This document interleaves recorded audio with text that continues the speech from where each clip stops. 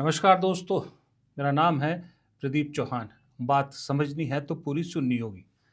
दोस्तों, हम और आप मिडिल क्लास परिवार से हैं। जब हम पढ़ते थे स्कूल में, याद है, तो हमारे माता पिता अक्सर एक बात कहा करते थे कि एग्ज़ाम में अच्छा करो, अच्छी पढ़ाई करो, वरना अगर कहीं फेल हो गए तो फिर काम करना पड़ जाएगा, लेबर के काम में लगा दूंगा, ये कर दूंगा, वो कर दूंगा।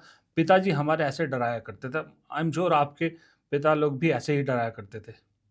और वहीं पर हमने फ़िल्मों में देखा, असल में तो मैंने नहीं देखा, पर फ़िल्मों में मैंने देखा है कि जो अमीरों के बच्चे होते हैं, उनके माँ-बाप अक्सर उन्हें कहते थे, "कोई बात नहीं बेटा, फ़ेल हो गया तो क्या हो गया? अगली बार ट्राई कर लियो, तूने कौन-सा नौकरी करनी है, तूने तो बिज़नेस सँभालना है।" ये 2 तरह के इंडिया में जो है वो 2 तरह से बड़े होते थे बच्चे। अब वही चीज़ अगर राजनीति में भी लागू हो जाए तो कैसा लगेगा आपको? सुधारना बहुत ज़रूरी है। कुछ एग्ज़ाम्पल अमीरों के भी होते थे अच्छे, जहाँ बाप को लगता था कि नहीं, एजुकेशन बहुत ज़रूरी है, लेकिन बेटा हाथ से छूट रहा है, तो फिर वो गरीब बाप का ही फ़ॉर्मूला इस्तेमाल करता था कि अगर तुम नहीं पास हुए, तुमने पढ़ाई नहीं की, तो मेरी जायदाद से कुछ नहीं मिलेगा, फिर जाके नौकरी कर लेना, अपना गुज़ारा बसर कर लेना। ये भी बहुत एग्ज़ाम्पल होता था। यही चीज़ कांग्रेस में ख़ास करके पॉलिटिक्स में अब इस्तेमाल होती दिख रही है। तो एक बड़ा अजब-सा एक नया फ़ॉर्मूला कांग्रेस ने निकाला है। दरअसल हुआ ये कि केरल में आपको पता है विधानसभा चुनाव होने, केसी वेणुगोपाल संगठन महासचिव केरल पहुंचे। उन्होंने कुछ ऐसा ही फरमान पार्टी के सभी नेताओं के लिए जारी कर दिया। फरमान कहे, वार्निंग कहे, कुछ भी कहे। अक्सर होता क्या है, खास करके ये कांग्रेस में बड़ा रिवाज है, खैर बीजेपी में भी है, सभी जगह है, कि लोग चुनाव लड़ते हैं, चुनाव हार जाते हैं, लेकिन इन्फ्लुएंशियल होते हैं, किसी न किसी ग्रुप के साथ जुड़े होते हैं। खास करके अगर सीएम के ग्रुप के साथ है, जो सीएम बन जाए तो बल्ले-बल्ले हो जाता है। चुनाव हारने के बावजूद भी कुछ न कुछ मलाई मिल ही जाती है। केसी वेणुगोपाल ने यही वहाँ पर वार्निंग दी है सबको, या चेतावनी दी, या यूँ कहें कि संदेश दिया है कि चुनाव जो लड़ेगा और अगर वो चुनाव हारता है, तो भूल जाए कि चुनाव हारने के बाद भी वो किसी बोर्ड का चेयरमैन बन जाएगा या किसी पद पर बैठ जाएगा, कुछ नहीं मिलेगा। ठन ठन गोपाल। तो इस लालच में मत रहिएगा कि अगर मैं चुनाव हार भी गया तो मुझे कुछ ना कुछ मिल ही जाएगा। मिलेगा उन्हीं को जो चुनाव जीतेंगे। और इसके साथ ही उन्होंने कहा कि जो लोग डिजर्विंग होंगे चुनाव लड़ने के लिए, लेकिन क्योंकि एक ही सीट पे कई बार 3-3 4-4 उम्मीदवार होते हैं, एक से ज़्यादा होते हैं, तो डिजर्विंग होने के बावजूद अगर वो पार्टी के हित के लिए चुनाव लड़ने से इनकार कर देता है, साइड हो जाता है, कोई क्लेश नहीं करता, सरकार बनने के बाद ये बोर्ड चेयरमैन और कॉर्पोरेशन चेयरमैन, उन सब के लिए ऐसे लोगों को कंसिडर किया जाएगा जिन्होंने पार्टी के हित के लिए अपने आप की जो है चुनाव लड़ने से पीछे हटे हों। अब ये बताइए, ये संदेश कोई राजनीतिक पार्टी अगर दे चुनाव से पहले क्लियर मैसेज, तो इस देश की राजनीति में वाकई में कितनी बहुत बड़े चेंजेस आ जाए। और ये कांग्रेस ने किया है। कांग्रेस इसलिए कर पाई है क्योंकि केरल में वो बहुत मजबूत स्थिति में है। पर मेरा ये मानना है कि कांग्रेस को ये फॉर्मूला हर प्रदेश में लागू करना चाहिए। क्योंकि कांग्रेस में दिक्कत पता क्या है? कांग्रेस में दिक्कत ये है कि हर एक आदमी या तो पीएम बनना चाहता है, पीएम नहीं तो सीएम बनना चाहता है, सीएम नहीं तो प्रदेश अध्यक्ष बनना चाहता है, प्रदेश अध्यक्ष नहीं तो विधायक बनना चाहता है, मंत्री बनना चाहता है, मंत्री नहीं तो विधायक बनना चाहता है। विधायक ना बने तो कम से कम चेयरमैन तो किसी न किसी बोर्ड कॉर्पोरेशन का बनना ही चाहता, मतलब कुछ ना कुछ चाहिए। और जब उन्हें ये सब नहीं मिलता, तो वो पार्टी छोड़ देते हैं। जैसे असम में भूपेन बोरा जी छोड़ रहे हैं, पार्टी छोड़ जाते हैं, बीजेपी में चले जाते हैं। वहाँ बेशक सिंपल विधायक जो कांग्रेस में मुख्यमंत्री रहे हैं, वो बीजेपी में जाके विधायक बन के या सिंपल सांसद बन के भी खुश रहते हैं। खुश रह क्या, मजबूर हैं, चुप रहते हैं। ये कांग्रेसियों की आदत है। ऐसे में ये मैसेज जो केरल में दिया है, ये मैसेज अगर हर प्रदेश में दे दें, तो क्या होगा?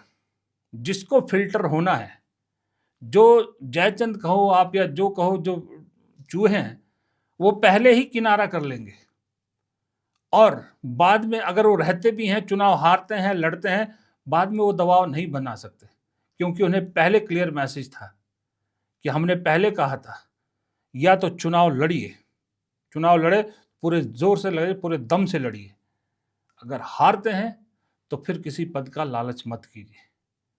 ऐसे में होगा क्या? होगा ये कि बहुत से डिजर्विंग जो उम्मीदवार होते हैं ना, जो टिकट नहीं मिल पाती जिनको, मजबूरी में जिनको पीछे हटना पड़ता है, फिर वो दूसरे ऑप्शन तलाश करने लगते हैं। फिर वो क्या करते हैं कि इस पार्टी में चल जाओ, उस पार्टी में चल जाओ, इधर चले जाओ, उधर चले जाओ, वो करते हैं।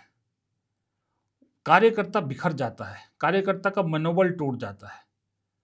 जब दो उम्मीदवार बराबर के हों तो जाहिर सी बात है दोनों के पास बेस भी बराबर होता है, सपोर्ट सिस्टम बराबर होता है, तो एक को टिकट मिलती है, जिसको नहीं मिलती वो मायूस हो जाता है, उसका पूरा कार्यकर्ता घर बैठ जाता है या तो पार्टी शिफ्ट कर लेते हैं।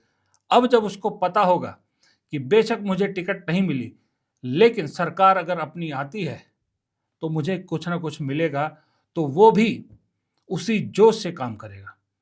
बेशक वो उस कॉन्स्टिट्यूंसी में काम ना करे जहां उसे टिकट नहीं मिली, क्योंकि वो ईगो प्रॉब्लम हो जाती है, लेकिन पार्टी के लिए कहीं और जाकर काम जरूर करेगा। और दूसरी बात, अगर वहां करता भी है उसी जगह, तो नॉर्मली देखा यह गया है कि जो इलेक्टेड मेंबर होते हैं, विधायक होते हैं या सांसद होते हैं, खासकर विधायक, उन्हें बोर्ड कॉरपोरेशन का चेयरमैन नहीं बनाया जाता। बोर्ड कॉरपोरेशन का चेयरमैन ऐसे लोगों को बनाया जाता है जो ग्रास रूट वर्कर होते हैं या जिससे पार्टी संगठन में काम करते हैं, पार्टी को फायदा होता है। तो अगर वो नहीं लड़ पा रहा तो उसके चांस ज्यादा हैं कोई पद मिलने के, अगर उसकी कॉन्स्टिट्यूंसी से कोई विधायक बन भी जाता है तो ये चीज एक बहुत अच्छा फॉर्मूला कांग्रेस ने निकाला है। मुझे लगता है कांग्रेस को हर जगह लागू करना चाहिए। बेशक केरल में मजबूत स्थिति है, लेकिन जहां अगर आप इतने मजबूत नहीं भी हैं, इस तरह का एक ट्रेंड आप शुरू कर रहे हो, तो एक क्लियर मैसेज तो जाएगा, कार्यकर्ता को मौका मिलेगा। जो बीजेपी में एक वो है ना, नैरेटिव बनाया बीजेपी में कि किसी भी कार्यकर्ता को मुख्यमंत्री बनाया जा सकता है, बीजेपी ऐसी पार्टी है।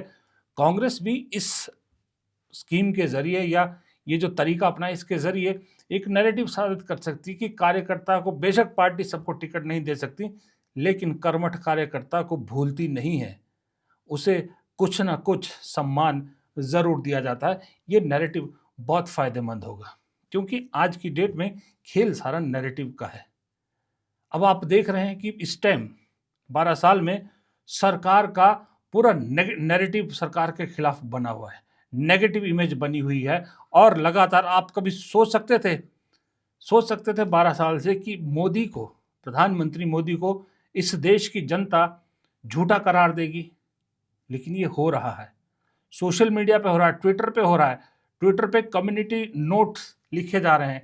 देखिए आपको दिखाता हूँ, प्रधानमंत्री ने एक ट्वीट किया, we are dedicating our present so that the coming generation inherit है सिक्योर एंड ब्राइटर टुमारो।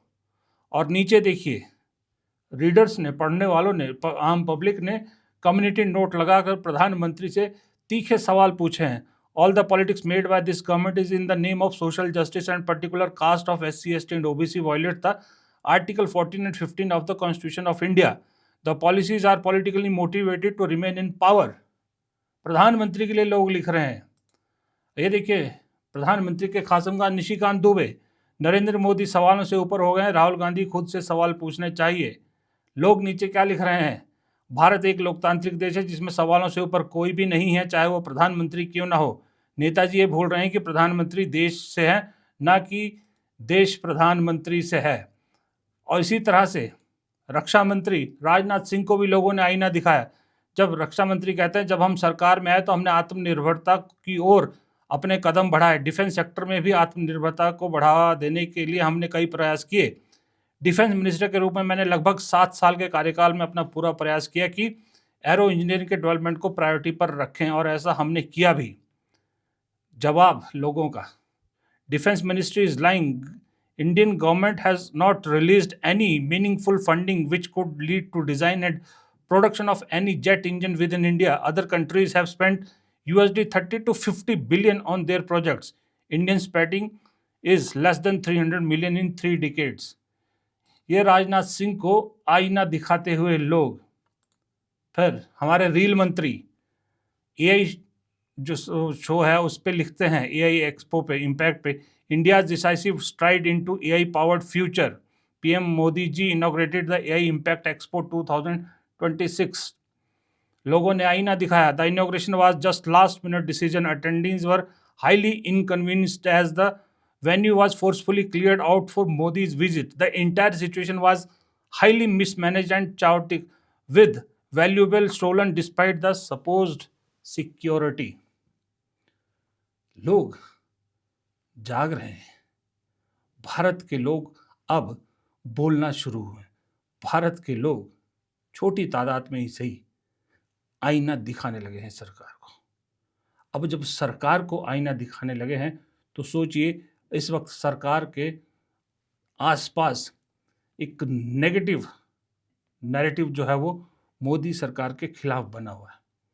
ऐसे में कांग्रेस सही पत्ते रखे ना, विपक्ष, इनफैक्ट टीएमसी भी, क्योंकि अगला चुनाव उनका भी है, समूचा विपक्ष अपने पत्ते, अपने कार्ड्स अगर सही तरीके से खेले तो सही में कह रहा हूं कि 2026 एक ट्रेंड सेटर साल हो सकता है देश की राजनीति में पिछले 2 दशक में, जो अगले लोकसभा चुनाव के लिए एक बड़ी भूमिका तैयार कर सकता है। फिलहाल इस वीडियो को यहीं ख़त्म करते हैं। प्रदीप चौहान को दीजिए इजाज़त। नमस्कार।